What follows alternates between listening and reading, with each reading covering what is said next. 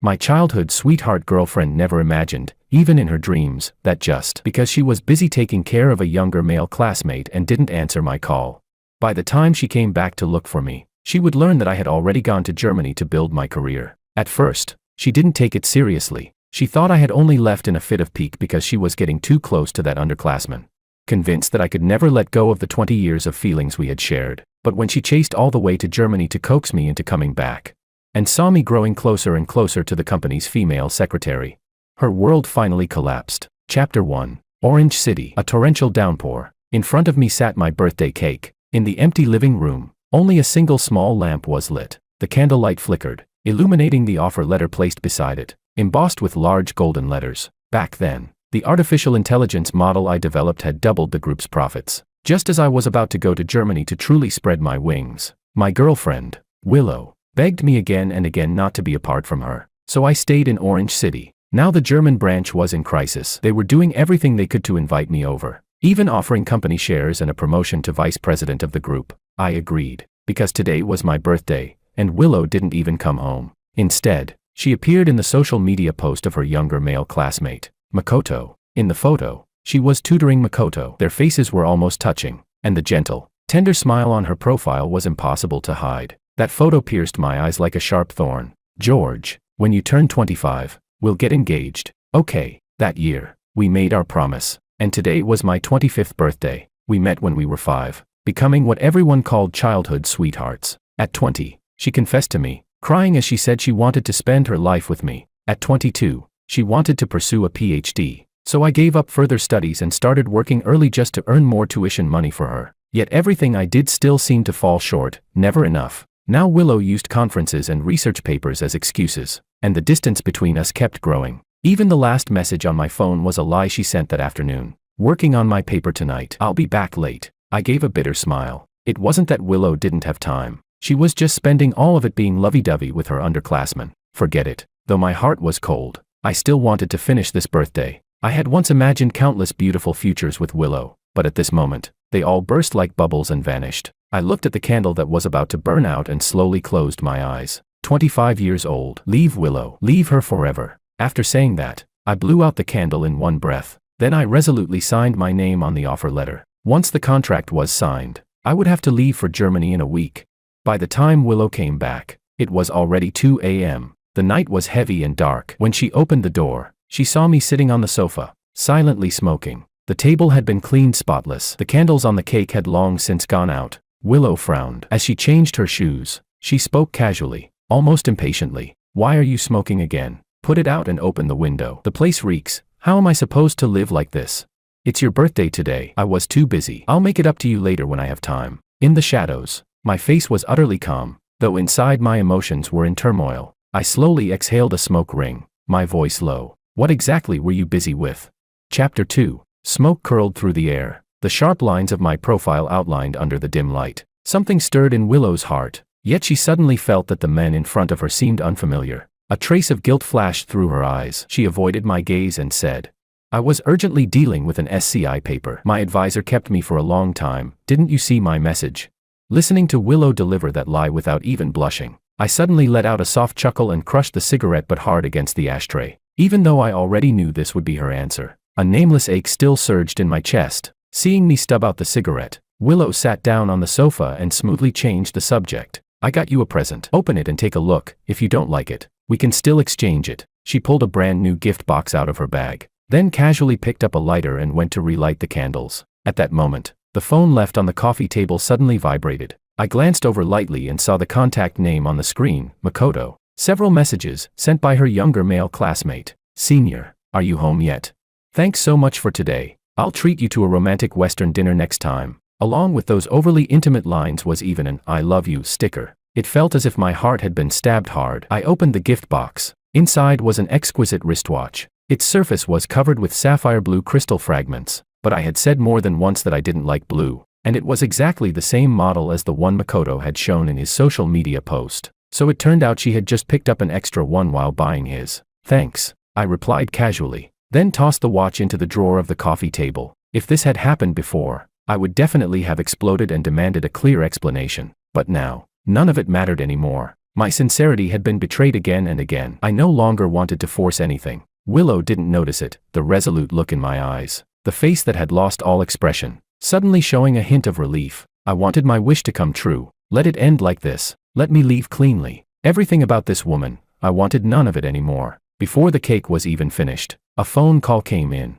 Willow jogged over and snatched the phone away. George, my advisor wants me to revise the paper again. You eat the cake yourself. Without hesitation, she rushed into the study and shut the door tightly. Bang. The moment Makoto appeared, she couldn't even be bothered to keep up appearances anymore. She hadn't even asked what my birthday wish was. The living room fell back into silence. I said nothing as I threw the cake into the trash, then went back to my room and slept quietly. When I woke up the next day, the house was already empty. I just wanted to leave as soon as possible. I got up and began packing to go abroad. The framed photos of us in the bedroom, all the big and small mementos, I took them all down. The painting Willow had given me when she confessed, I tossed straight into the trash and then went into the study. As soon as I entered, I saw a desk full of books and documents. I picked up a textbook on artificial intelligence. The name written on it was Makoto's. This major happened to be what I had specialized in, completely worlds apart from Willow's semiconductor field. I still remembered when she had first chosen her major. I had repeatedly suggested she pick the same field as mine so I could help her in the future. But she said artificial intelligence was too difficult and she didn't want to spend time relearning everything. Yet the textbook was filled with dense handwritten notes. It was hard to imagine how much effort and time she had poured into this. So my sincere intentions back then were really nothing more than a joke compared to this underclassman. There was no great emotional turbulence in my heart. I simply put the book back, as if nothing had ever happened. Ding. At that moment, a message from Makoto popped up on my phone. Willow is helping me with my studies. Could you please bring the books she left at home to the school for me? Chapter 3. Oh right, Willow told me to say this. The voice on the phone was shrill and arrogant. I found that petty, smug tone almost laughable. By now, it was obvious how far Willow and he had gone, otherwise he wouldn't have the nerve to act so brazenly. But I had already decided to leave. I no longer cared about any of it. Tell her to come back and get it herself. I'm busy. After saying that, I hung up and went back to packing my things. Less than half an hour later, sharp clicks of high heels echoed through the hallway outside. Soon after, Willow flung the front door open, her face filled with undisguised anger. I asked you to deliver one thing and you couldn't even do that. Yet you have time to pack here. Didn't Makoto tell you I was the one who asked for it? No matter how she scolded me, I ignored her and didn't stop packing. Only then did Willow seem to realize something was wrong. What are you packing for? Are you going on a business trip? Things I don't need anymore aren't worth keeping. I glanced at her as I spoke. That single look was enough to make a sudden wave of unease rise in Willow's heart. She seemed like she wanted to say something else, but in the end, no words came out. She hurriedly shut the door behind her. After throwing away the last photo, I booked a flight to Europe. Looking at the "booking successful" screen, I took a deep breath, feeling strangely relieved. Just one more week, and I would be gone completely, disappearing from Willow's world. Another 2 days passed. I had mostly finished handing over my work in China and was just wrapping things up before leaving. Willow hadn't come home all night. Her explanation was that she was discussing revisions to a paper with Makoto, which would take a lot of time, and that she'd be staying on campus for the entire week. I didn't ask any questions. Knock knock knock. The door rang unexpectedly. When I opened it, I found it was Luis, my brother from another mother. Someone I hadn't been in touch with for a while. I had just told him about everything yesterday, and today he had rushed over without hesitation. George, you've finally come to your senses. I felt it was unfair to you for a long time, Luis said excitedly. Last time, you gave up an opportunity because of Willow. This time, no matter what, you can't let it go. I tapped on my keyboard and let out a long breath. I won't change my mind this time. That's good. Luis tentatively offered me a cigarette. To his surprise, I accepted it immediately. It was the same brand I'd been smoking since middle school. Every time we poured our hearts out to each other, we'd light one up. Later, I quit smoking because of Willow and never touched one again. Thinking of that, Luis seemed to sense something. His tone softened. By the way, have you told her about this? There's no need. Seeing the pockets full of mementos and photos, Luis hesitated for 2 seconds before finally understanding. Even without me saying it outright, he more or less got the picture. How much his brother had endured over all these years. We were desk mates back in elementary school. I've watched you and Willow all the way through, he said. Honestly, someone as outstanding as you, she really doesn't deserve you. On your last day, I'll gather all our old friends and throw you a proper farewell. I said nothing, only exhaling smoke again and again. I grew up poor. My mother remarried. My father passed away. And all I'd ever wanted was a stable home. Looking around the apartment, I could still picture the day we first moved in, lying on the sofa with Willow, dreaming about the future. Luis noticed my silence and quickly changed the subject. Look at what you've packed. Europe's freezing cold. You're going over there dressed like this.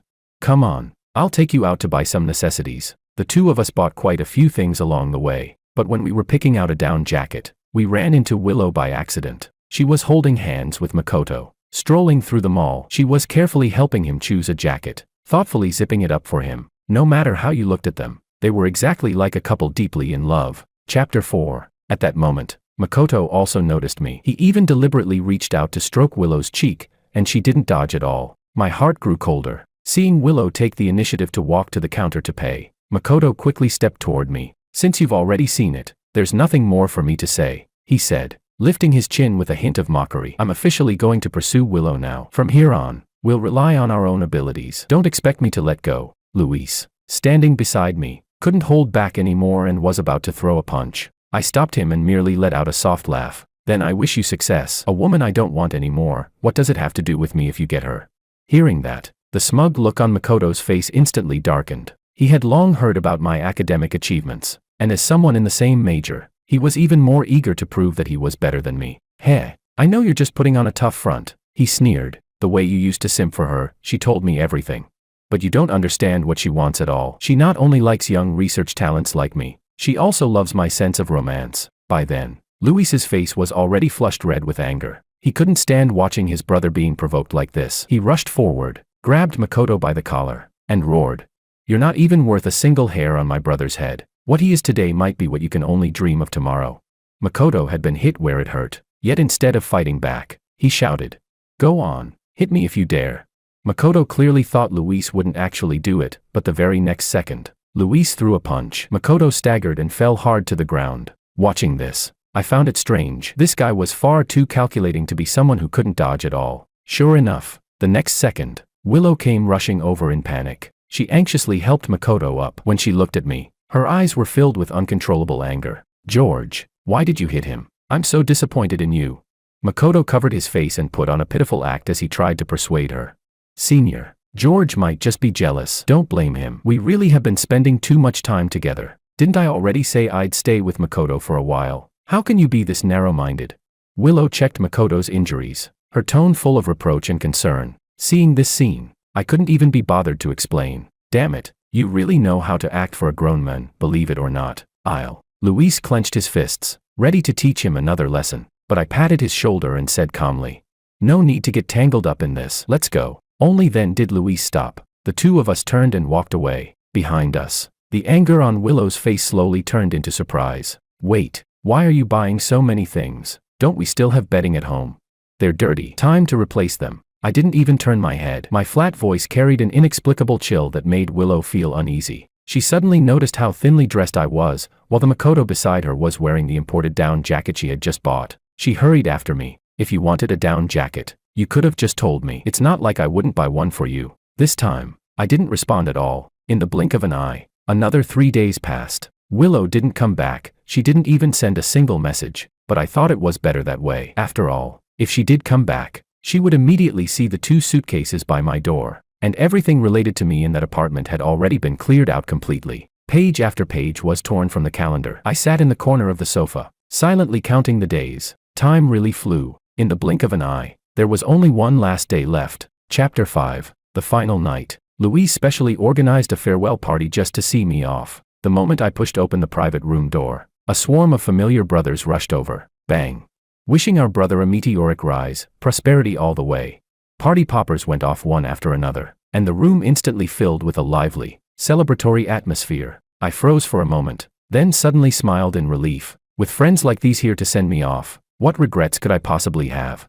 Just as everyone was having a great time, someone suddenly spoke up. George, you're going abroad to be a big boss now. When are you bringing your girl over too?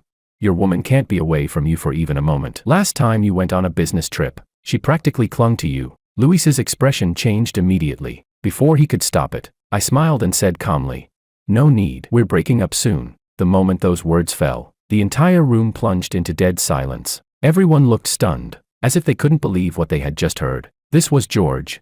The George who once gave up his own future for his girlfriend.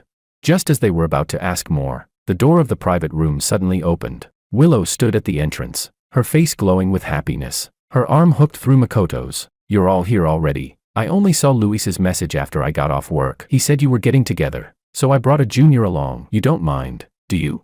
The way the two looked at each other, tenderness overflowing, anyone who didn't know better would think they were truly a couple. Luis looked extremely awkward and whispered apologetically to me. "Sorry, George, the message was sent to the group. I might have sent it to the wrong person," I replied with complete indifference. "It's fine. Since they're here, let's just play together." I knew George would be the most magnanimous, Makoto said with a trace of a smug grin. He pulled Willow along and took the best seats in the room. The two quickly blended into the atmosphere. Willow even ordered 2 more cases of alcohol and pulled everyone into a dice game. After several rounds, everyone else was having a good time, but Makoto and I weren't very skilled. We lost more than 10 rounds in total and owed several bottles of drinks. As the crowd egged us on, Willow stepped forward on her own initiative. "Makoto is still young and doesn't usually play these games. I'll drink for him." With that, she picked up a bottle and downed it in one go. Makoto looked at me, a hint of provocation in his eyes. Willow drank for me. "You can't back out and refuse to drink, since he's got someone helping him," Luis said coldly. "Then I'll drink for my brother." He glanced at Willow with a sneer. "George drove here today. You didn't forget that, did you?"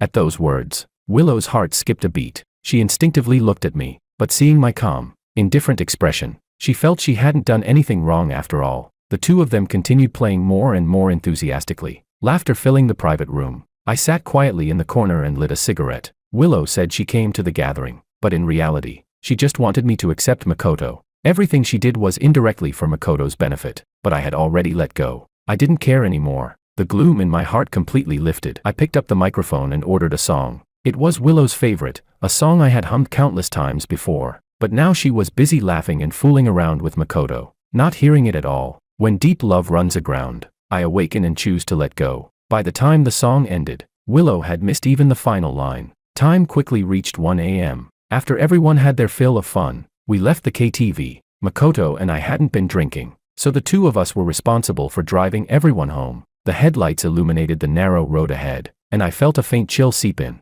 Just as I was fully focused on the road, a cargo truck suddenly came straight toward us from the front right. Chapter 6. Beep.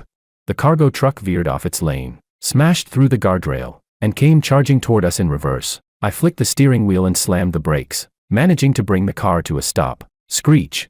We were only a hair's breadth away from each other. Then, a deafening crash exploded from behind. I felt a massive force shove me forward, completely out of control. My car slammed into the truck. The windshield shattered into pieces. The scene descended into chaos. Luis and the others rushed over and dragged me out of the car. "George, are you okay?" "I'm fine, just some minor injuries." I covered my cut forehead and wiped away the blood. Only after getting out did I realize it was Makoto's car that had rear-ended us. He climbed out painfully, grimacing. "My leg. It hurts so bad." Willow hurried out of the car and checked him over. When she saw it was just a bruise, she finally let out a sigh of relief. Then she turned to me, her face full of anger. "Why did you brake so suddenly? Didn't you know there was someone behind you? The front of the car is wrecked. What if Makoto's leg had been broken?" Luis had just finished helping me tend to my wound. Hearing that, his temper flared instantly. "Are you out of your mind? Can't you tell he rear-ended us?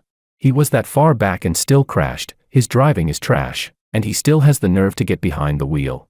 Makoto's expression stiffened. He pretended to be remorseful and said, "Willow, I'm sorry. It's my fault. I'm still not very skilled. I apologize to everyone. This has nothing to do with you." Willow insisted, still blaming me, and even made a big show of calling an ambulance. It wasn't until the traffic police arrived that the situation was officially assessed. The accident was ruled an unavoidable incident. Both the cargo truck and I had handled it correctly. Only Makoto was at fault. He failed to keep a safe distance and even mistook the accelerator for the brake. Only then did Willow stop arguing. Yet she still kept making excuses for him. "Let's just forget it. He only just got his license. And he's injured too." "Injured? That barely counts as an injury. He has to apologize and pay today." Luis stood his ground, but I raised my hand to stop him. "Forget it. Let's just go back." By this point, I truly didn't care about anything anymore. I turned around and walked away, watching my retreating back. Willow hesitated for a moment, but she still didn't follow. She helped Makoto onto the ambulance and went to the hospital with him. 2 hours later, everything was settled. I gave up filing an insurance claim, packed the very last of my luggage, and prepared to head to the airport. There were 4 hours left before the 8 a.m. flight. After thinking for a long time, I finally decided to say goodbye. I sent Willow a message. Come home. I have something to tell you. The message sank like a stone into the sea. No reply. 1 hour. 2 hours. The flight reminders came again and again. Yet Willow's chat window remained empty. I quietly stood up, changed into the custom-tailored suit I had bought, rebandaged my wounds, and washed my face carefully. Just as I was about to leave early, a message finally came through. I'm at the hospital taking care of Makoto. I'll come back later. This time, I'll definitely spend proper time with you. I suddenly laughed. I had waited 7 days. I had waited 20 years, and I still got nothing. This time, I didn't want to wait anymore. Without even half a second of hesitation, I deleted Willow's contact completely. Then I left the breakup letter on the coffee table. On the cover, there was only one sentence. Willow, we are completely over. After finishing all of that, I took one last look at this home, and turned around to leave. Chapter 7. Outside the hospital, Willow was carrying breakfast back toward the ward. Makoto, didn't you say you have stomach problems? I only bought plain rice porridge. I've really troubled you. Senior, Makoto said softly. Not only are you taking care of me, you even have to drink plain porridge with me. He unconsciously leaned closer to Willow. Oh right, about last night's car crash. George won't say anything about it, will he? What could he possibly say? Willow replied casually. You're not skilled yet, and besides, it wasn't that serious. Makoto felt pleased inside, but still pretended to be concerned. That accident looked pretty bad though. Could George be hurt? I'm a little worried. Maybe you should go back and check on him. He added carefully. That way he won't misunderstand you again. Hearing this, Willow hesitated. The crash last night had indeed been severe. She had only focused on getting Makoto help and truly didn't know whether George had been injured. She was just about to open her phone and ask, but then she reconsidered. If George had been hurt too, he would have come to the hospital himself, right? After all, he was already 25, not like Makoto, a younger boy. By noon, after finishing everything on Makoto's side, Willow sent him back to school. For some reason, her nerves felt tightly wound. Ever since George had started throwing things away, it felt as though everything had begun to change. She had been accompanying Makoto these past few days, and hadn't noticed anything else. Come home. I have something to tell you. Seeing the message on her phone, Willow rushed home without a second's delay. What did George want to say? She tried to search her mind for clues, but found nothing, just a blank. Scrolling through their chat history, even Willow herself felt incredulous. In an entire week, they had exchanged only a few messages, and they had grown fewer and fewer over time. Only then did she realize that she knew almost nothing about George's recent life. The distance between them had kept growing. Until now there was barely any communication at all. How had it come to this? A sense of unease rose in her chest. Willow suddenly thought of what had happened at the mall. That's it. George must have seen her with Makoto. That had to be why he reacted so strongly. But he loved her so much. He wouldn't really get angry over something like that, would he? All she needed was a simple explanation. A little coaxing. That would be enough. With that in mind, Willow decided to buy a small gift, just as an apology. She sprinted from the first floor up to the fourth, flung the door open at top speed. Just as she had her excuses ready, she found the apartment completely empty. A deathly silence pierced her like needles. Everything related to George was gone, as if this person had never existed at all. Willow's hands began to tremble. She hurriedly grabbed her phone. Her messages showed only an exclamation mark. When she called, all she heard was a cold, mechanical female voice. She mustered her strength and looked toward the sofa, the place George liked most. The arrangement was the same. She could almost see him sitting in the corner, crushing out his cigarette as he welcomed her home. But in the next instant, the illusion vanished. The ashtray was spotless. Only a mess of documents lay scattered on the coffee table. Willow felt dizzy and staggered over. She picked up the letter that had been waiting there for so long. The words written on it were unbearably cold, stabbing straight into her eyes. Willow, we are completely over. Chapter 8. Boom. In that instant, Willow felt the world spin violently around her. She lost control and collapsed onto the sofa. Her world was crumbling non-stop, from the edges inward. All the possibilities had finally turned into reality, striking her heart with a crushing blow. Willow could no longer feel anything. She could only force herself to keep reading. If nothing unexpected happens, we will never see each other again in this lifetime, because my birthday wish was to leave you forever. You don't need to keep any of those promises to me anymore. I've waited long enough, and I don't want them anymore. The further she read, the more blurred Willow's vision became. 20 full years of memories surged into her mind, playing like a revolving lantern, precious, yet unbearably cheap in retrospect. As children, they played house on a park bench. They were endlessly fascinated by amusement parks, their eyes lighting up every time they saw a Ferris wheel. She had told George that when they grew up, She would take him to ride one, but until the day he left, she had never fulfilled that promise. George's words grew shorter and colder with each line. At the very end of the letter, there were only a few brief sentences. Willow, let's part on good terms. I don't want to love you anymore. George. Her gaze fell on the blank space below. The sudden ending felt like her oxygen supply had been cut off. Willow's breathing became rapid, and at last, her tears burst through the dam. The overwhelming shock robbed her of the ability to think. All she could do was search again and again for George's whereabouts. One day, then another. She went to the police station. She went to George's company. Still, there were no results. Just as she was on the verge of a breakdown, Willow passed by the shopping mall they had been to before. Louise had accompanied George there to buy so many daily necessities, he had to know something. She rushed straight to the KTV. At the front desk, she asked for Louise's contact information. Hello, I'm George's girlfriend. After a long pause, a cold laugh came from the other end. Girlfriend. Never heard of George having a girlfriend. If there's nothing else, I'm hanging up. Willow hurriedly stopped him. Wait, please. I just want to ask where George went. Before she could finish, Louise's furious voice exploded through the phone. What the hell are you pretending to be so affectionate for? Go keep your pretentious coquette pretty boy company already. Why are you clinging to George? Are you trying to disgust him to death? I'm sorry. I didn't mean to. Willow broke down, sobbing uncontrollably. What's the point of saying sorry to me now? Where were you earlier? The kid's already dead and now you bring the milk. Get lost. Don't ever bother George again. After being blocked by Louise, she stubbornly searched for other people's contact information and called them one by one. Without exception, every response told her to get lost, followed by a block. By the time she dialed the last number, Willow was already in despair. If she couldn't get an answer this time, she might never see George again in her entire life. After nearly half an hour of desperate pleading, the last friend finally couldn't take it anymore. Give it up. George has already gone to Germany. You won't be able to find him. Germany. Willow felt as if she had grabbed onto a lifeline. She frantically searched through everything on her phone. At last, she found a clue about George and Germany. It was from 2 years ago, when he was about to be assigned to work there. Because she couldn't bear to be apart from him, she had insisted that he fly back to stay with her. Only now did she discover the truth. The project George was responsible for was a massive international collaboration worth hundreds of billions, involving a famous conglomerate, and he had even been slated for a CEO appointment. And he had given all of that up. Thinking of everything she had done, Willow was overwhelmed with crushing guilt. She went mad and rushed straight toward the airport. UTC+1, Germany. Chapter 9. Berlin in early winter didn't seem to have changed much. The outskirts were still as gray and cold as ever. The headquarters had specially arranged an apartment for me, along with an assistant named Anna, who had studied in Germany. People always need time to get used to things.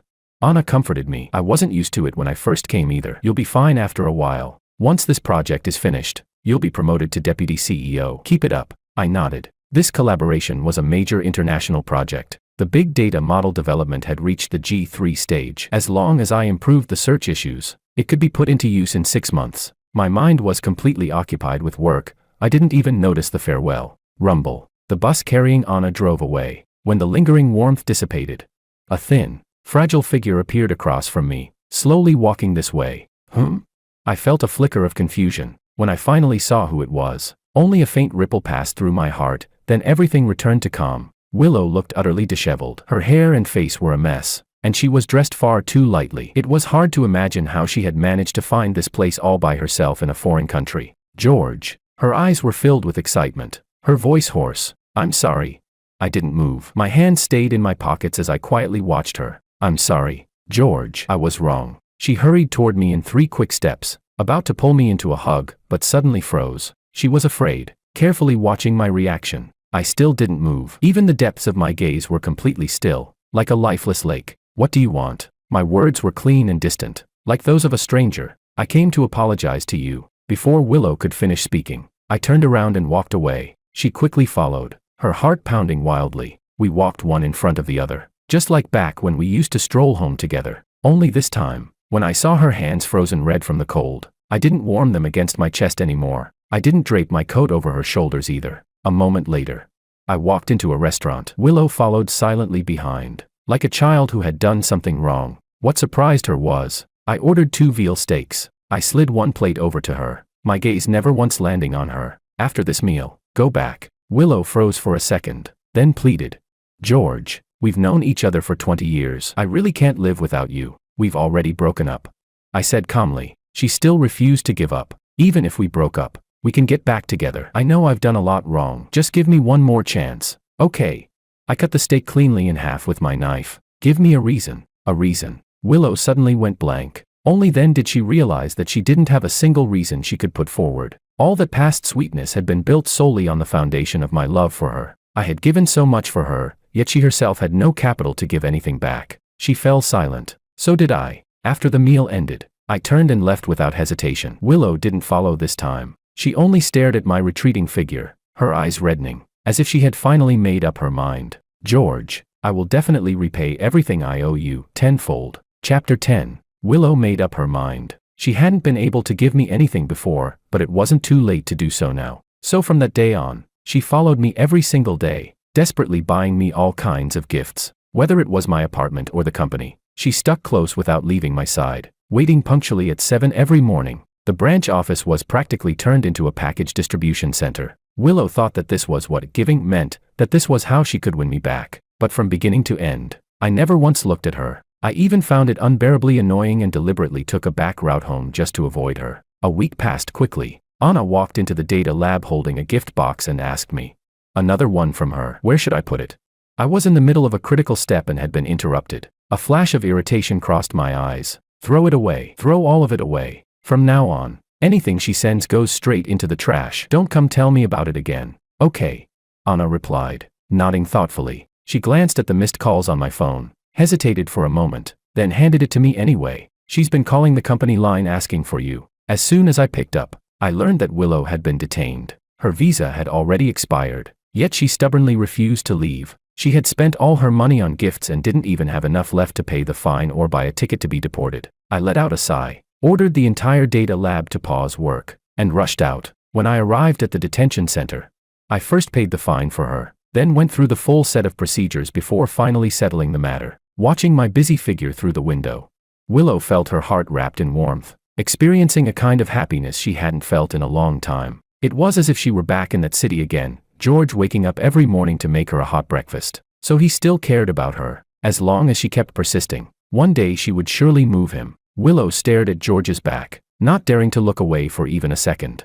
Afraid that if she blinked, he would disappear. When all the formalities were finally completed, George really didn't avoid her anymore. He just sat quietly on a chair. Seeing this, she was so happy she nearly jumped. She walked over on her own initiative and threw herself into my arms. You finally came to pick me up.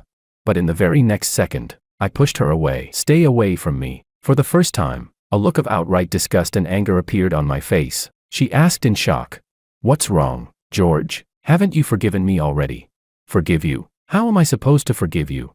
Do you have any idea how much work I've delayed because of your nonsense? I've fought my way to where I am now. Are you determined to ruin everything I have? I grabbed her collar fiercely and demanded. Ask your own conscience. I gave you a full 20 years of my life. What more do you want from me? What exactly do you want? Seeing me on the verge of losing control, Willow was terrified and didn't know what to do. In all the years we'd been together, she had never seen me like this. It was as if all the resentment I had accumulated over the years had erupted at once. I was still wearing my work clothes, which I hadn't had time to change. Dark circles from sleepless nights hung under my eyes. Only then did she realize how much grievance the men in front of her had endured. I didn't mean to, George. I'm really sorry, truly. Is sorry worth anything? I pushed her away again, forcing back the tears in my eyes. Only I knew that everything she was doing now was merely to make up for her own guilt. She had never once tried to put herself in my place. Willow, don't be so selfish. I'm not here to clean up your mess. I'm here to send you back home. From now on, don't appear in front of me again. It's really annoying. Chapter 11. Hearing those words, Willow completely lost control. Even now, she still didn't understand why everything she did only made things worse. My words and accusations cut into her heart like knives. Yet instead of feeling sadness, she felt even deeper guilt, so deep that she wished she could repay it with her life. After all, everything that had happened today was entirely her own doing. Do you really not want me anymore? I left the plane ticket behind and disappeared into the vast morning light without looking back. George doesn't want me anymore. He really doesn't want me anymore. Willow wanted to chase after me, but when she remembered what I had said, she could only return home in a daze. She had done too many wrong things. If she didn't behave now, she truly wouldn't have even the slightest chance left, because of the withdrawal-like pain brought on by the breakup. She didn't sleep well for half a month, at least before. She could still see him. Now, all she could do was stare at photos and ache with longing. Every day she prayed to gods and consulted fortune tellers, asking how to win back someone's heart. To learn about George's current situation, she went to Luis every few days. "Why is it you again? Aren't you annoying?" Luis had just gotten off work when she blocked him at his car door. "Please help me say something good to George. You're the only one who can help me now." Looking at Willow's disheveled appearance, he let out a cold laugh. "Didn't we help you enough already? George gave you so many chances. When did you ever cherish a single one?" Only then did Willow realize it. If she had just gone home once in a while, she would have noticed the house gradually emptying. If she had defended George even once, he wouldn't have become so utterly hopeless. George, at the end of the day, was a man of flesh and blood. He also wanted to be chosen by her, firmly and without hesitation. When he was wronged again and again, how utterly cold and broken must he have felt? "Well, why can't you say anything now?"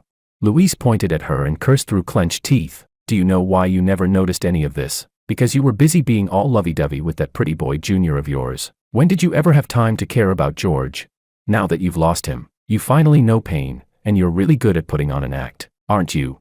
Willow shook her head, panic creeping into her voice. "It's not like that. Makoto is just my junior." Still trying to argue, Luis exploded in rage. "You abandoned George for your junior. You risked everything for your junior. You even changed your major for your junior.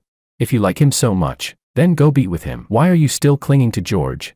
A piece of trash like you who 2 times people, I'd have slapped you to death already." George holding himself back and not laying a hand on you was more than you deserved. Be grateful. Willow felt as if electricity had jolted through her heart. Only when she finally stood in George's position did she realize just how horribly wrong she had been. After a long silence, after Luis had cursed enough, she finally spoke. "Tell George to unblock me. I'll make one last call to help his brother get rid of this entanglement." Luis agreed. Meanwhile, I had just finished my work and sat down with a cup of tea. After repeated assurances from Luis, I removed Willow from my blacklist. "1 minute," I said flatly. "Okay." Willow didn't dare waste a single second. "Starting from my birthday," she apologized carefully, recounting every single incident without missing anything. As time was about to run out, she spoke with absolute determination. "George, I understand that you can't forgive me right now, so wait for me. I'll completely cut off my relationship with Makoto. I swear I won't let you down." Even now, she still believed that the reason I no longer loved her was because of Makoto. As long as she cut Makoto off cleanly, she and I could go back to how things were. And I held the phone in my hand.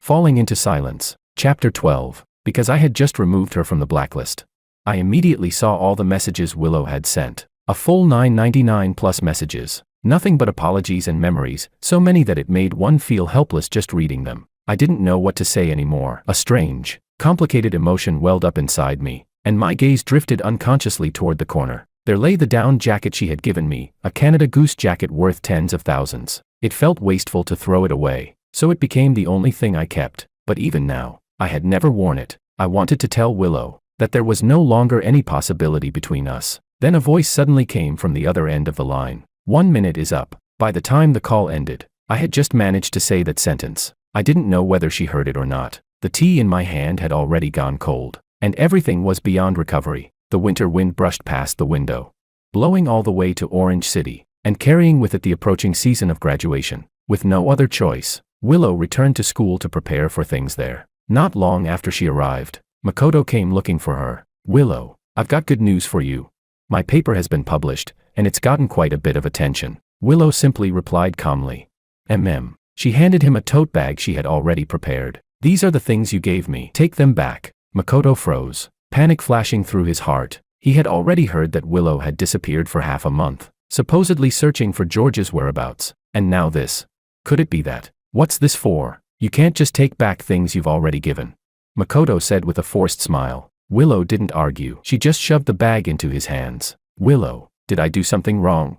Makoto hurriedly asked. "If there's a problem, tell me. I'll definitely change." Seeing Willow turn and leave, he immediately followed after her. "Willow, at least tell me the reason." The moment she heard the word reason, Willow felt her anger surge. "You want a reason, right? Because you were constantly pulling strings behind the scenes. I got dumped by the boyfriend I'd been with for 20 years. That's the reason." Hearing this, Makoto actually felt more excited. If George had broken up with her, didn't that mean his own chances were even better?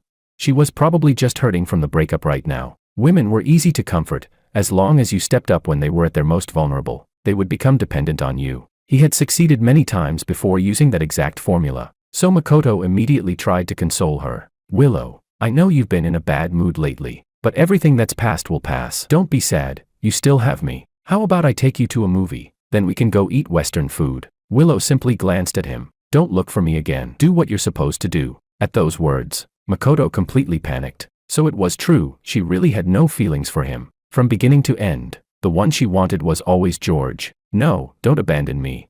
You said you'd always take care of me. You said you'd dote on me like a little brother. What do you like about George? Tell me, I can learn everything.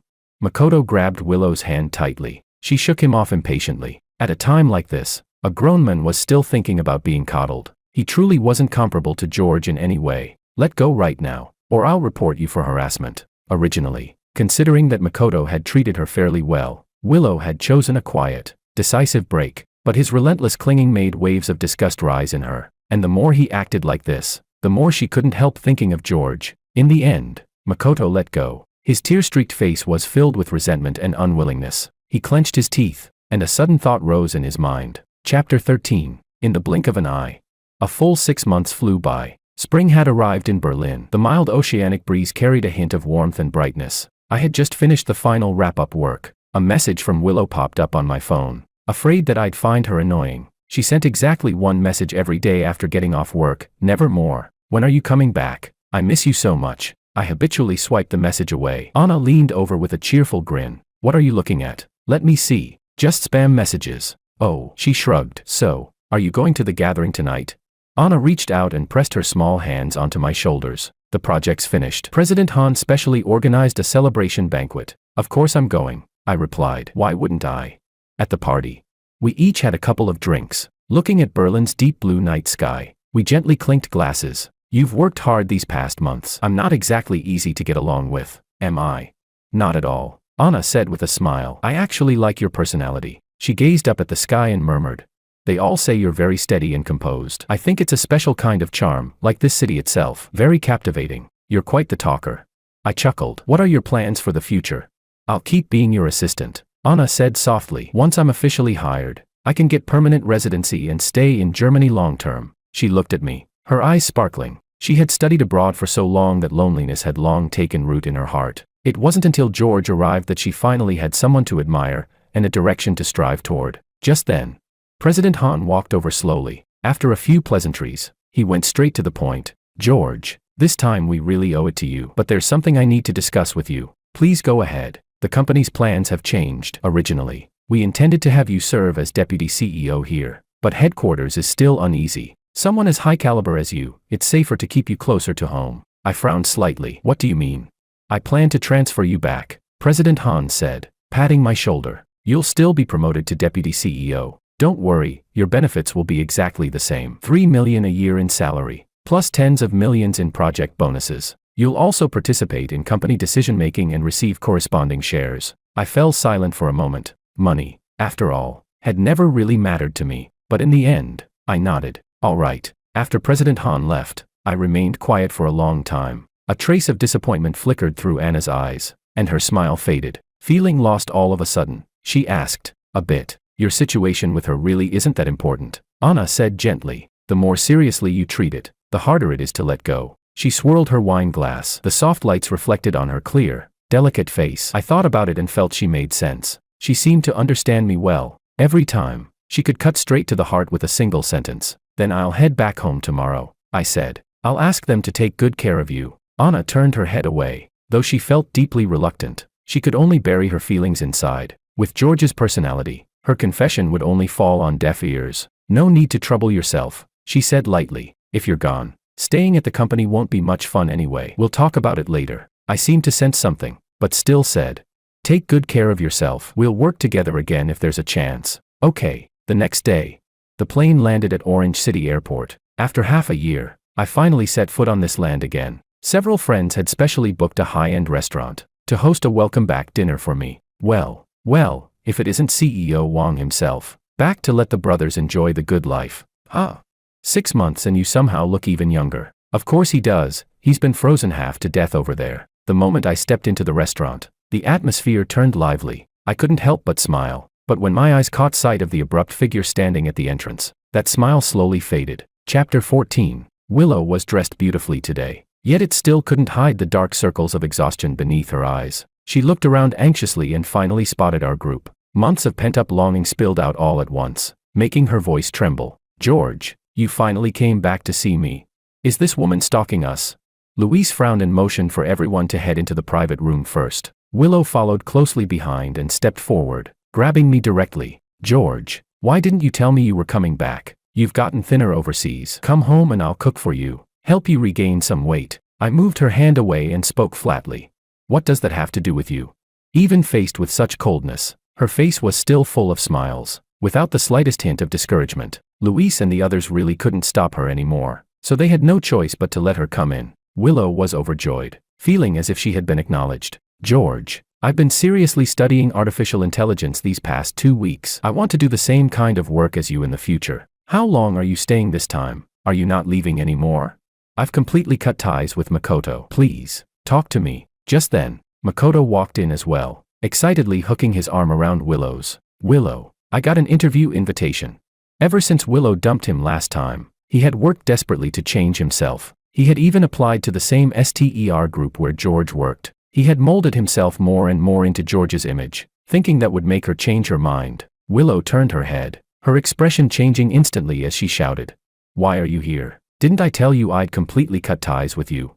Get out right now." She had finally managed to get close to George again. If Makoto messed this up, everything would be ruined. But I didn't care about any of it. I barely even looked at them, because I had never intended to get involved in their love or hate again. It had nothing to do with me. Luis was about to kick them out. I raised my hand and stopped him. "Forget it. Let's just sit down and eat together." After everything I'd been through, my state of mind was no longer what it used to be. A grown man kicking people out over this kind of thing wouldn't look good anyway. So the two of them sat down like that. Willow deliberately moved closer to me. Throughout the meal, she kept asking after me and even turned the lazy Susan to serve me food. Makoto, by contrast, was left completely ignored, cast aside without a single glance. The scene was eerily similar to the farewell party back then, only now, their roles were completely reversed. After the banquet ended, we all got up to leave, with Willow following closely behind. Makoto tried to grab her to talk things through, but she shook him off forcefully. "Get lost." He could only stand there awkwardly, watching everyone's backs as they walked away, his heart filled with resentment. Why? He had worked so hard, yet George still came back to snatch everything away from him. After returning, he sent Willow many messages, but to his surprise, her attitude was extremely gentle, completely different from earlier. She even asked him for detailed information about STER Group, saying she was preparing for an interview the next day. Makoto was overjoyed. He thought she wanted to work together with him. After all, she had even changed her major for him. There was no way she'd let go so easily. Makoto handed over all the information without holding anything back. Hope ignited once more in his heart. The next morning, Willow indeed appeared downstairs at the company, but she had returned to her usual calm demeanor. The two of them entered the conference room together, waiting for the interviewer. Makoto thoughtfully helped her organize her materials and shared various interview tips. Just as he was envisioning their future, I walked in wearing a gray suit, leading the two of them forward. "Hello, I'm the Deputy CEO of STER Group, and I'll be your interviewer today." Chapter 15. The men before them had sharp, resolute features, and the tailored suit only made him look more mature and composed. As he faced the two of them, however, there was almost no emotional fluctuation in his expression. He had come personally to conduct the interview simply because he handled matters himself and didn't want to miss any potential talent. But in Willow's eyes, this interview seemed as if George had specially prepared it for her. "George, so it really is you. You came back as vice president. Does that mean you won't be leaving again?" Tears shimmered in her eyes, bathed in the sunlight streaming through the floor-to-ceiling windows. He looked tall, brilliant, and completely out of reach. At that moment, she remembered how she had once been drawn to this man's excellence, how she had fallen in love with his rigor, his focus, his unwavering devotion. "Vice President." Makoto's face beside her instantly darkened. Seeing the admiration in Willow's eyes, he finally understood why she had been so proactive last night. She had come for George all along, not for him. George had actually stayed in the country and become vice president. That realization shattered his remaining hope all over again. The interview begins. I ignored Willow entirely and proceeded strictly according to protocol. After reviewing both candidates' backgrounds, the other two interviewers were already inclined, subtly, to reject them. But adhering to fairness and impartiality, I approved both of them for entry into a probationary period. The news nearly brought Willow to tears of excitement. As long as she could stay in the company, she'd have a reason to see George every day. Because her professional foundation was weak, she was assigned to a service-related position. Her goal, however, was clear: work her way up and become George's secretary. That way, she'd have more opportunities. "George, let me help you carry your teacup." Watching Willow constantly fawn over him, running around behind others just to please him, Makoto's heart sank to rock bottom. George was dazzling, so young, yet already the company's chief designer and vice president. And he himself was still just an intern. Someone like that, how could he possibly keep Willow's heart? Despair flooded Makoto, followed by endless jealousy and hatred. He had to use some methods, preferably ones that would completely ruin George. Meanwhile, Willow followed me all the way to the office. When she saw that there was no secretary inside, her heart secretly leapt with joy. "Is there anything else?" I asked. About to close the door, she immediately took out a pair of diamond rings. "This is a gift I picked out for you." Looking at the exquisitely engraved rings, my thoughts were instantly pulled back 2 years. Back then, I had set my eyes on this very pair of engagement rings worth tens of thousands. I had worked hard for a long time, wanting to buy them and get engaged to Willow, but she kept delaying, insisting that we wait until after graduation. I had once urged her to get engaged, she refused. Now, she was the one begging me to do it. The irony was almost laughable. I merely glanced at them and said, "Why give them to me? I don't need them. I saved up half a year of living expenses to buy these." Willow said cautiously, "This is to thank you for taking care of me. As a return gift, you should accept them." "You're overthinking it. I was just doing my job." I stepped back 2 paces. "And from now on, address me by my title. Everyone is treated the same." Bang. I shut the door firmly, leaving Willow mercilessly outside. What she thought was sincerity turned out to be utterly worthless in George's eyes. Only then did she realize she had truly shattered his heart beyond repair. Any attempt to win him back now was worth nothing at all. Over the next half-month, this scene played out almost daily in the company. Over time, it all turned into office gossip. Listening to the whispers and discussions, Makoto felt even worse. After working overtime for half a month, he finally entered the data lab to participate in the project research. This time, he absolutely would not let George have it easy. Chapter 16. As one of the company's core technical pillars, I personally led the team to develop a brand new AI project. In just 1 month, the project had already reached a critical stage and was ready for delivery. After gaining system access, Makoto planted a virus into the control console. While Willow was away from the monitoring room, he conveniently deleted the surveillance footage from that time as well. Everyone was busy wrapping things up. No one noticed anything wrong. The delivery day arrived quickly. Inside the massive exhibition hall, I was introducing the latest model to our Middle Eastern clients. At first, several of the clients were very satisfied and were already preparing to pay the deposit. But during the live demonstration, something went wrong. BZZZT. The computer screen suddenly flickered. The AI began generating garbled sentences, some even containing insults. Within just 5 minutes of the incident, everyone involved was summoned to the conference room. Bang. What the hell is going on here? President Han's face was dark with rage. The clients are extremely disappointed. The company has lost tens of billions because of this. Who was responsible for this project? There must be strict accountability and serious consequences. At that moment, several executives who had never gotten along with me began seizing the opportunity to throw dirt. If I remember correctly, this project was handled by Vice President Wang. Isn't he supposed to be core talent? Making such a basic mistake, I think this position needs a replacement. Not just him, the entire department should bear responsibility. Hearing this, President Han frowned deeply. He hadn't expected George, who had always been known for exceptional competence, to stumble at a moment like this. Although he wanted to protect George, in front of everyone, he had to take a firm stance. Makoto was secretly delighted. But I stood up unhurriedly. I have complete records of every step in the design process. They can prove that nothing was wrong with the workflow. I believe this was deliberate sabotage. Willow stood up as well. I can testify for Vice President Wang, she said. I think this should be thoroughly investigated before assigning blame. The interns involved in the project had been too afraid to speak against the executives. But after hearing her words, they gathered their courage and spoke up for me as well. Faced with this situation, the executives couldn't push any further. President Han, who had been searching for a way out, seized the moment. Fine, I'll apply for one more opportunity. I'll give you 5 days. If you can deliver the project successfully, the penalties will be waived. Otherwise, the punishment will stand. Seeing me escape immediate punishment, and Willow speaking up on my behalf, Makoto's expression completely collapsed. Why? Why could he never defeat George?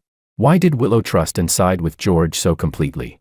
He had finally found a chance to kick George out. There was no way he could allow him another opportunity. Very quickly, a vicious, two birds one stone idea formed in Makoto's mind. The corners of his lips curled upward unconsciously. Vice President's office. Willow was busily preparing materials. I entered with a tight frown and asked coldly, "Who told you to come into my office?" "I wanted to help you investigate this incident," she said quickly. "Don't worry, George. I'll definitely catch whoever framed you. Get out." I tapped the desk with my finger and said icily, "The surveillance footage from that time was deleted. If you weren't coming here every day and neglecting your post, how would someone else have had the chance? Just do your own job properly. If this happens again, you're fired." I sat back in my chair, staring out the window for a long time. Back then, I really shouldn't have let her into this place. Willow stood there, stunned and foolish, before finally leaving in dejection. Every time, she managed to make things worse. Yet she couldn't stop herself from wanting to do more for George. Now that the misunderstanding had grown deeper and deeper, she had to expose the real culprit as soon as possible. Otherwise, George would hate her for the rest of his life. Chapter 17. Because the previous model's data had been thrown into chaos, I had no choice but to work overtime and create a brand new one from scratch. Others wanted to help, but I turned them all down. This time, I didn't want to trust anyone. I chose to develop it alone. 4 or 5 full days. I lived in the lab, forgetting food and sleep, and it was precisely because of this that Makoto found his opportunity. Every time I stayed up late, fully focused on my work, he would secretly turn the air conditioning down to the lowest temperature. Already weakened, I quickly came down with a high fever. Even so, I still stayed at my post, because I knew this was a decisive battle after returning home. If I lost this one, I would have no foothold left in the company. I had always carried everything on my own, before, and now as well. At the second delivery presentation, I double-checked and adjusted everything again and again before daring to begin. President Han had managed to win those clients back with a 10% discount, though they were still reluctant. This time, however, I spoke first. "Ladies and gentlemen, to make up for the last incident, what I'm presenting today is a second-generation upgraded version. Both speed and the search engine have been comprehensively improved, and I solemnly promise, if anything goes wrong again, I will resign immediately." Hearing my confidence, the clients hesitated for a long moment before deciding to give it a try. The next second, "Start testing." Data began flashing across the screen. The AI answered every question flawlessly, with almost zero delay. The sight stunned everyone present. The executives finally witnessed my true strength. Not one of them dared to say a word. The clients were so excited that they made a decision on the spot, doubling their order. Just as the entire company erupted in celebration, I collapsed to the ground from the fever. George. Willow was the first to rush over. With everyone's help, they sent me to the hospital. According to the doctor, George's condition was serious. Long-term overwork had weakened my immune system, and the fever wouldn't subside anytime soon. 2 days later, Willow was anxiously pacing in the monitoring room, worrying about how to help me recover faster. Makoto suddenly came looking for her, carrying a thermos of fragrant chicken soup. "Willow, you haven't eaten properly for days. You should nourish yourself a bit. Take it away." "I'm not eating," Willow replied impatiently, casting him a glance. Seizing the chance, Makoto said, "Come on, this soup is a folk remedy from my hometown. 1 bowl and all illnesses fade away. Drink it while it's hot." Hearing this, Willow finally looked up. "A cure-all?" she asked. "Give me the recipe." Her mind was filled with nothing but George. I was so weak, I definitely needed nourishment. That evening, after getting off work, Willow rushed straight to the hospital. In her hands was chicken soup she had personally simmered for hours. To give George the best nourishment, she had bought the most expensive ingredients and medicinal herbs. "Stop." Outside the room, Luis, who was on night watch, stubbed out his cigarette. "What are you doing here? George doesn't want to see you." "It's fine, just help me give him this bowl of soup," Willow said quickly. "He's too weak, he really needs it." Luis wanted to refuse, but thinking about how George hadn't eaten anything decent these past few days, he finally took the soup inside. Willow stood outside foolishly, waiting for George to praise her cooking. Instead, Luis rushed back out in panic. "Nurse, where's the nurse? My brother is vomiting, hurry." Several medical staff in white coats rushed in. After examination, they discovered it was an allergic reaction. Luis poured out the soup from the thermos, and his face instantly twisted with rage. He grabbed Willow by the collar. "Don't you fucking know George is allergic to goji berries? Are you determined to kill him before you're satisfied?" Chapter 18. What? Allergic to goji berries? Willow froze completely, staring at the piles of goji berries in the trash can. She was at a loss. I thought they were good for him. Do you think you're being considerate? Luis laughed in anger. You've known him for 20 years. Have you ever truly cared about him? If you'd even cooked soup for him once, you'd know he's allergic to goji berries. Even I know that, but you, of all people, don't. Willow's face turned deathly pale. At that moment, she felt as if she were being roasted over an open fire, the pain drilling straight into her heart. She finally understood why she always managed to turn good intentions into disasters. Because she had never truly cared about George. He knew she didn't eat cilantro or seafood, and he always paid attention when they ate together. Yet she didn't understand him at all, and had almost killed him. I'm sorry, George. Willow instantly burst into tears. She finally knew exactly where she had gone wrong. Powerless and terrified, she could only apologize over and over again. The patient's condition is not optimistic. He's already experiencing spasms. Get the oxygen now. The nurse frowned, urging them both to leave. For a full half hour, Luis cursed nonstop, spewing every dirty word he knew. Willow felt as if she were about to shatter. She knelt outside the door in repentance, not moving an inch. Fortunately, it didn't get into his system, the nurse said as she came out, glancing at Willow. Otherwise, it could have led to anaphylactic shock. Don't give patients random food when you don't understand their condition. If something happens, you'll be responsible. Willow nodded frantically, then rushed back into the ward and knelt in front of me. George's face was covered in faint red rashes, his eyes staring at the ceiling. Luis let out a long sigh. He no longer had the strength to scold Willow. He was waiting for me to decide what to do. I'm sorry. You don't need to apologize to me. I murmured. This is my fate. Don't say that. Everything before was my fault. These past 6 months, I've reflected every single day. I'm a bastard. Trash. I let you down. Willow slapped herself twice, tears pouring down her face. George, whether you hit me or curse me, I'll accept it. I'm willing to spend my whole life repaying you. I was silent for 2 seconds. I don't need it. Leaving me is the best repayment you can give. Dim light struggled against the darkness of the night. Willow knelt there for 10 minutes, then forced herself to stand up. I wanted her gone, and she could only leave. From that day on, people in the company started to notice. Willow no longer ran to the vice president's office. She stopped bringing gifts and began working seriously. But no one knew that whenever she passed the office door, she couldn't help but glance inside. That after returning to the monitoring room, she would replay the footage again and again, from morning until night. One day, Willow came to Makoto's workstation. Willow, what's up? Makoto was overjoyed. His plan had finally worked. She was finally taking the initiative to look for him.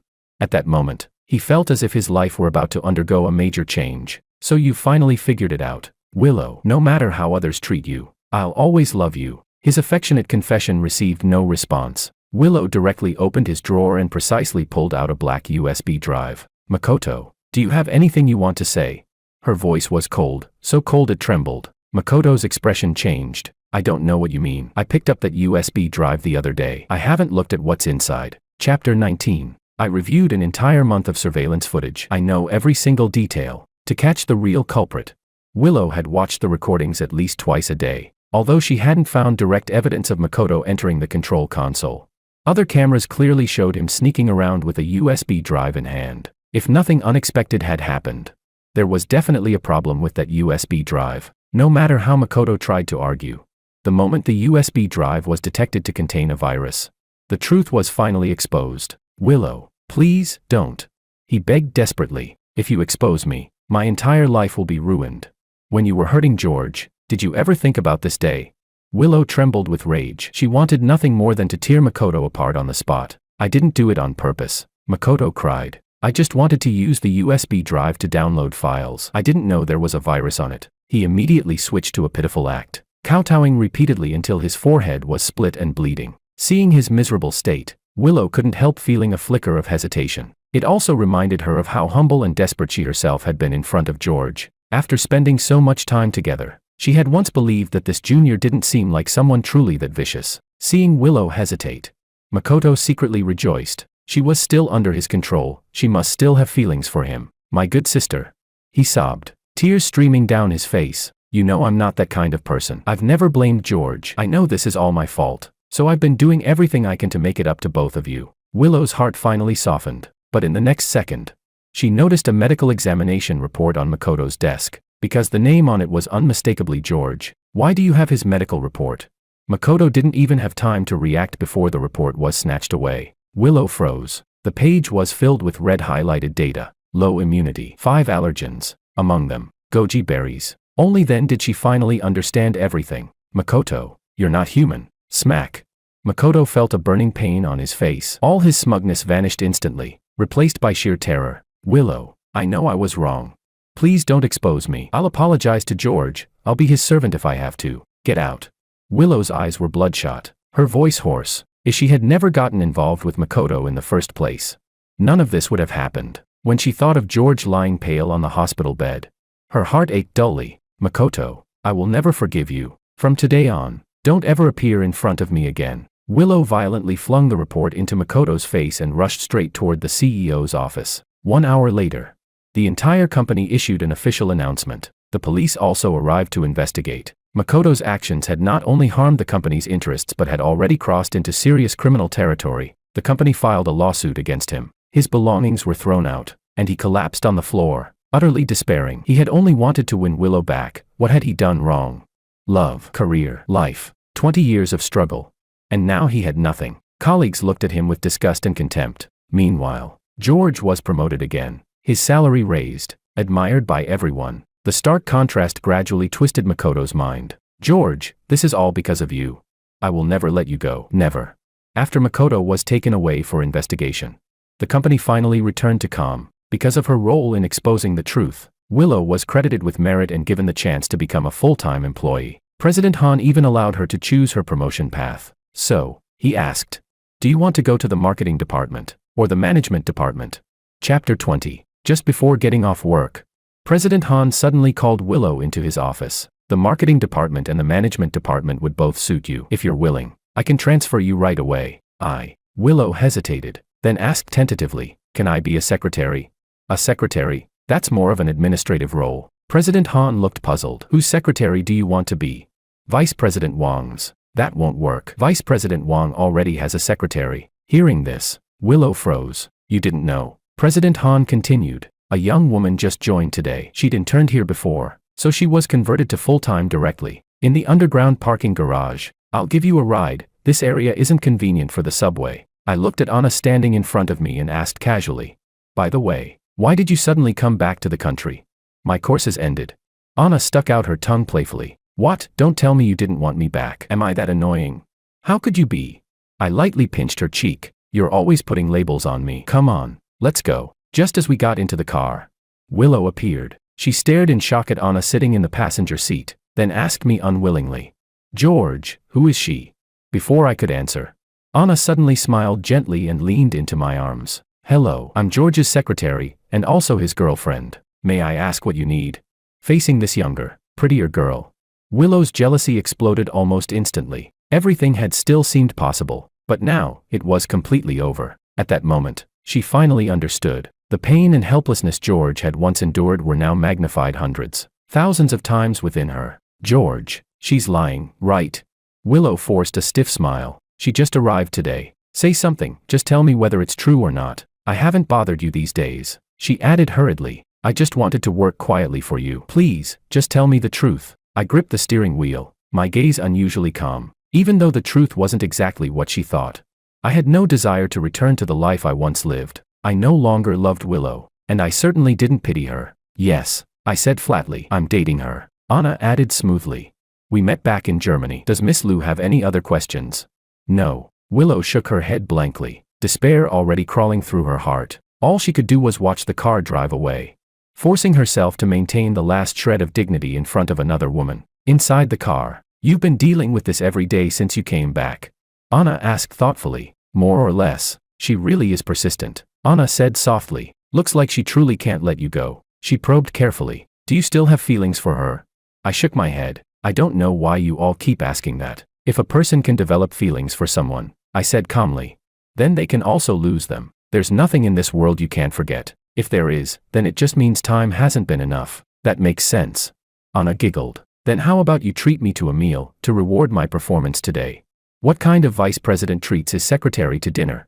I chuckled. But since you helped out, I'll do it this once. Yay.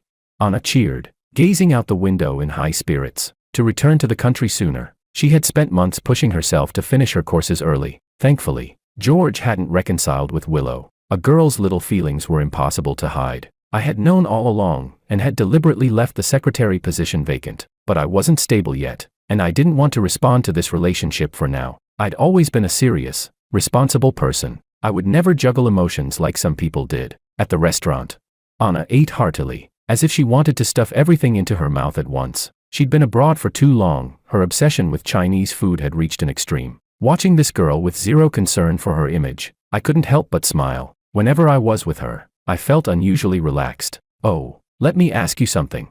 Anna wiped her mouth and continued. What kind of wife do you plan to look for in the future? Chapter 21. I didn't answer her. Instead, I asked, what kind of husband do you want to find? Someone like you. After saying that, Anna smiled. Her cheeks flushed red. It was evening. The sunset slanted gently across the horizon. The girl standing before me stirred something unfamiliar inside my long-dead heart, bringing it back to life little by little. In the days that followed, we grew closer and closer, no longer trying to avoid anything. And all of this was seen clearly by Willow. She had once clung to a shred of hope, but as things progressed, she could only watch as her George drifted farther and farther away. Yet she never went to disturb him again, choosing instead to swallow all the pain on her own. One night, I was heading home. This was a new apartment I had just bought. I had no idea how Willow managed to find it. George, can you come home with me? Her eyes were bloodshot. She was clearly drunk. I'm already home, I replied. What do you want? This isn't our home, she insisted. Our home is the apartment by the 3rd Ring Road. Have you forgotten? She grabbed my hand. When we first bought that place, we picked out the furniture together. That's enough. I shook her off. What exactly are you trying to do? Does saying all this even mean anything now? George, I just miss you too much. Willow's tears streamed down uncontrollably. The house is empty. I'm so cold without you. I feel like I'm going crazy. I'm begging you, just stay with me for one day. Okay. Just one day. After that, I'll leave you completely and never interfere with your life again. I sighed, my expression grave. Willow, I have a girlfriend now. What you're doing counts as harassment. Do you understand? You already ruined one relationship. Don't come and destroy my second one. With that, I turned to leave. Willow was drunk. Seeing me walk away, all she could think was that George was leaving her forever. She rushed forward and clung to my leg, begging desperately. Please, George, just grant me this one wish. You once said you'd love me forever. I'm really in so much pain. You're really annoying. I finally snapped and shouted at her. Do you think you're the only one in the world who's hurting? How long is it going to take for you to mature, for you to grow up? There is absolutely no possibility between us anymore. Ask me 1,000 times, 10,000 times, it'll be the same answer. Even if I spent my whole life with a dog, I, George, would never choose you. The moment those words came out, Willow felt as if she'd been pierced through by ice. A cold wind blew past, her drunkenness vanished, and her heart died completely. I broke free and continued walking toward the apartment gate, but at that very moment, a figure suddenly burst out from the bushes. George, I'll die with you. Makoto, disheveled and wild-eyed, charged at me with a dagger in hand. I didn't react in time. He slammed me to the ground as I struggled desperately. I've lost everything. I'm going to jail anyway, might as well kill you first. He laughed maniacally, raising the knife straight toward my chest. Willow went completely insane. She rushed over and yanked Makoto from behind. George, run. Help. Murder. Someone's killing him. You filthy woman. Even now, all you think about is George. Makoto snapped. He shoved Willow to the ground instead. If you love him that much, then go to hell with him. Willow. All I saw were streaks of bright red splattering into the air. The security guards at the apartment gate rushed over, pinned Makoto to the ground, and called the police. People lifted Willow onto a stretcher and rushed her into an ambulance. Up until she was wheeled into the emergency room, my mind was still in a daze. George. I'm so glad you're okay. Stop talking. I forced down the turmoil in my chest and shouted at the pale woman. Even if I die, I'd accept it. This is what I owe you in this lifetime. I've caused you so much trouble these days. I'm really sorry. I just wanted to win you back. I only wanted you to love me one more time. Willow forced a smile. Blood spilled from her mouth, because her injuries were too severe. The entire hospital was mobilized. After 3 hours of emergency surgery, the doctor finally came out, his face grim. Doctor, how is she? The situation isn't optimistic, he said heavily. The hospital's blood supply is critically low. You should prepare for the worst. Chapter 22. My heart sank. I truly hadn't expected things to end up like this. Even though Willow had treated me so badly in the past, she was still a living person. When memories of those years resurfaced bit by bit, my eyes couldn't help but grow moist. I wasn't mourning Willow. I was mourning the beautiful past. We could have lived a good life together. So why did it have to come to this? Life is really complicated.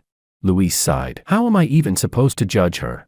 This world has never really been black and white. It's mostly just gray. No one is absolutely right or absolutely wrong. So George, just do what you can. Don't blame yourself too much. I nodded. Silently, I thought to myself, if I had agreed back then and stayed with Willow for that one final day, would we have been able to part on good terms?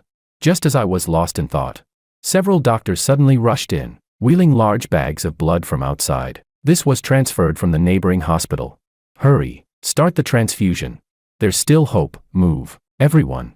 Hearing that, hope reignited in everyone present. Another 2 hours passed. At last, the doctors pulled Willow back from the brink of death. Only then did I finally let go, collapsing weakly into a chair. After that, I went to the police station to give my statement. Facing Makoto's begging, I slapped him several times on the spot. His life was effectively over. He'd be spending the rest of it behind bars. After Makoto was taken into custody, I returned to the hospital to take care of Willow. For several days in a row, I didn't sleep at all. When Anna found out, she came over on her own to help. She understood me. She knew this wasn't about lingering feelings, but about not wanting to owe anything anymore. Only then could Willow truly let go. After surviving life and death, Willow seemed different from before. She no longer clung to me every day, nor did she talk much. She would only watch quietly when I helped her change her 4-bottle. She said she felt as though she had finally found the meaning of life. She said she had thought everything through and had decided to let go. Time passed quickly. 4 months later, Willow had fully recovered and was discharged. The first thing she did was submit her resignation letter. MS. Lou, we've applied to the company already. Given your situation, you can stay. Anna tried to persuade her. Willow smiled. It's fine. This is my personal decision. Just have Vice President Wang sign it. In the office. I hesitated for a moment, then signed my name. Anna patted my shoulder. Go. Everyone deserves a proper goodbye. Months earlier, I had already told Anna that I might accompany Willow for one day, to truly end everything. After getting into the car, I asked her myself, where to? The amusement park, she replied. I froze briefly, then started the car. The amusement park in Orange City was old, but it was still crowded every single day. Thank you for taking care of me for so long. Willow said softly. I already owed you so much, now I owe you even more. I shook my head. The moment you saved me, we were even. Live your life well from now on. I continued. Don't keep walking forward with guilt. There's no meaning in that. You're right. I just didn't expect you to agree to spend the day with me. Willow said as she looked at the bustling crowd. So many warm moments from the past, now they feel like luxuries. Every story has to end. I reached for a cigarette, then put it back. We wandered around all day, just like before. We ate at snack stalls, bought hair clips from little shops. Everything she liked, I bought one of each. She dressed up in front of the mirror while I sat quietly on a bench watching her. When the sun was about to set, Willow suddenly spoke. Didn't you always want to ride the Ferris wheel? This time, I'll treat you. Sure. We stepped onto the old Ferris wheel, the place we had imagined for so many years. We finally made it here. It was just a pity that feelings weren't like a Ferris wheel. There was no second chance to come full circle. After everything we had been through, we stayed silent for a long time, saying nothing. In the end, Willow was the one who broke the silence. You're really exactly the same as you were 20 years ago. Chapter 23. Back then, I had just moved to your neighborhood. You were alone on the sand, building rockets, completely ignoring me. My mom said you were just like that, told me to play with you less, said you might affect my IQ. Really? I chuckled softly, sitting up straighter in slight embarrassment. But later on, you still talked to me. Why? Because it started raining, and I just happened to have an umbrella. After saying that, we looked at each other, and suddenly laughed at the same time. As the laughter faded, Willow slowly turned her head away. Scenes from the past flooded back, completely beyond her control, and tears slipped down her cheeks despite her best efforts. I remained sitting upright, feeling faint ripples stir in my heart. How could I forget the graceful young girl back then, always trailing behind me wherever I went? It was just that all of it had become the past, never to return. The ending was already set. Everything else was futile. To break the atmosphere, I took the initiative to talk. We went back and forth, from elementary school to high school, then to college. We even began analyzing each other's mistakes, and why our relationship had gone wrong. It felt as if we had finally, completely let go. The Ferris wheel was high, and the wind was strong. Willow's long hair was blown up into the air. Sunlight falling across her face, it made her look beautiful. George, the truth is, I still love you. I nodded. I know, but I've also thought it through. This past year, you taught me many things. I've grown up now. I'm no longer that little girl who followed behind you everywhere. I have to pay the price for the mistakes I made," Willow confessed earnestly as the Ferris wheel turned faster and faster. Because this was her last chance to speak to me like this. The Ferris wheel is about to stop. The dream should end too. I'll go to a completely unfamiliar city. I'll never come back to disturb your life. From now on, I wish you lasting happiness. When the machine stopped, we slowly walked toward the exit and parted ways at the intersection. I had many things I wanted to say, but in the end, none of them left my lips. I just watched Willow board the bus and wave at me. "George, I'm leaving.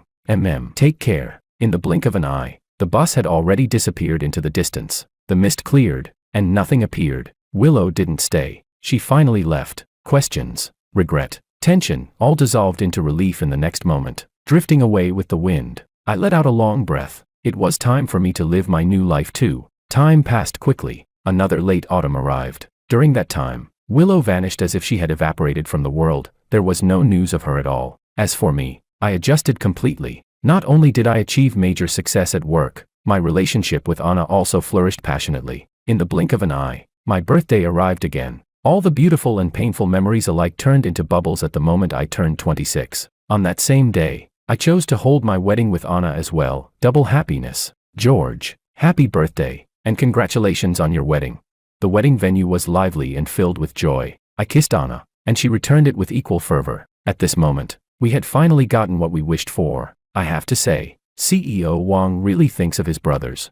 Luis joked. Birthday and wedding on the same day, we only need to give one gift. Everyone immediately joined in the teasing. I laughed. Since you put it that way, you're giving 2 gifts. Otherwise, don't even think about drinking tonight. Just as Luis was about to make a run for it, a delivery arrived with a package. So this is your second gift? No idea who sent this.